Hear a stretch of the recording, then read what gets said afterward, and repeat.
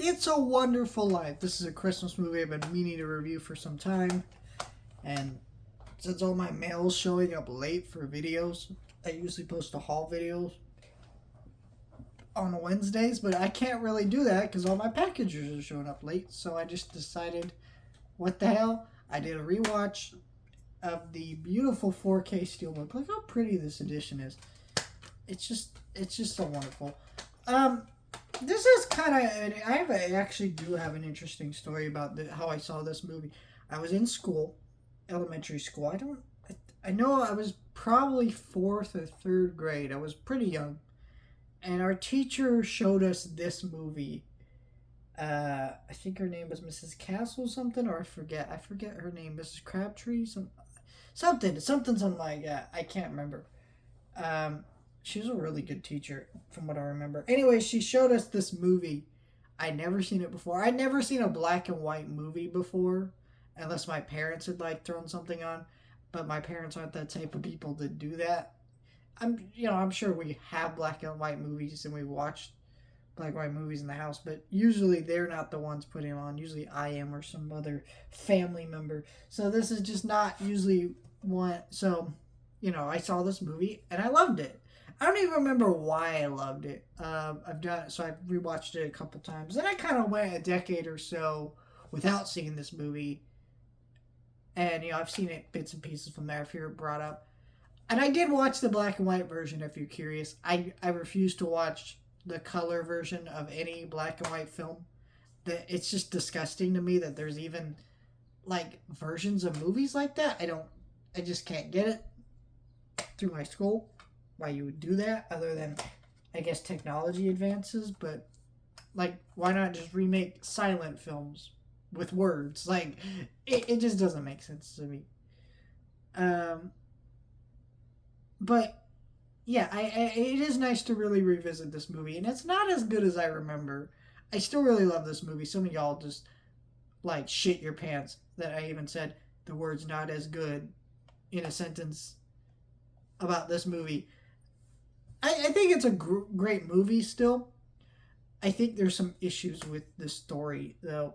I really like how this movie does not play out how you expect this movie to play out. See, for a long time, for a long time this has been a classic movie. Even though, interesting enough, this movie was not always a classic. It bombed at the box office when it came out.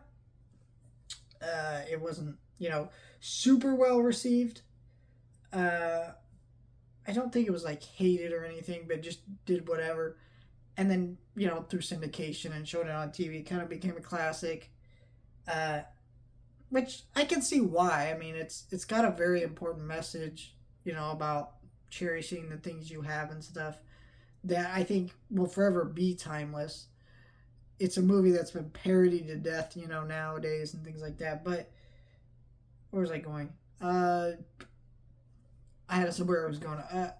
I think, yeah. Back to what doesn't work about this movie. This is a flawed movie in the sense that, sorry about my dogs. This movie has a great uh, pace to it, and it doesn't play out the way you expect. If you've heard about this movie, you've never watched it, you imagine that the main plot of the movie is someone wishing that they're no longer around, and then done. That's the story. They play around with that and do different things in what you would expect, and it's very unique for a movie like this, a very old movie from, what is this, the 40s? James Stewart plays his character so well, and all that works really well to really make a very solid, well-paced movie that throws a lot of twists and turns at you, shows you different angles of this dude's life, things like that you wouldn't expect a movie like this to go into it. It makes for a wonderful movie, and I highly recommend it if you've never seen the movie, especially if you're young. I feel like this movie is still really enjoyable. Almost like, what, 90 years later, 80 years later, however old this movie is, I forget, but it's a wonderful movie. Where I think this movie falters for me is I think this movie is a little bit too long. I think there's parts of his life we just didn't need to see that didn't really add too much of it to me. And I really don't think James Stewart...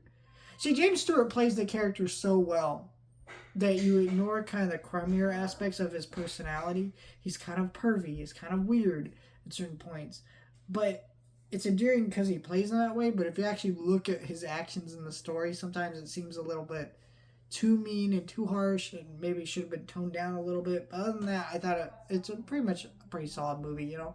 This is a movie that a lot of people rate 10 out of 10. I'm gonna give it an 8 out of 10 because it's just a really great movie. But it still has a couple things that will always bother me about it. That's just me.